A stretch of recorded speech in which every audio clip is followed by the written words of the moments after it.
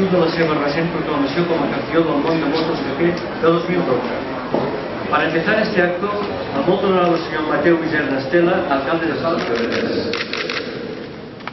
A flor de piel, con muchos recuerdos de mi infancia, cuando entrenaba con mi padre, estaba a mejorar siempre unas décimas, a ser lo mejor posible, ¿no? Pero poco a poco ya en el año, después de unas decaídas también y malos momentos, pues al final conseguí mi sueño, que fue ser campeón del mundo por primera vez en 2006. Para mí ya estaba conseguido todo, pero después vinieron 3 más, otros 2 y medio, otros 2 más en MotoGP y bueno, disfrutarlo aquí en mi isla con mis paisanos.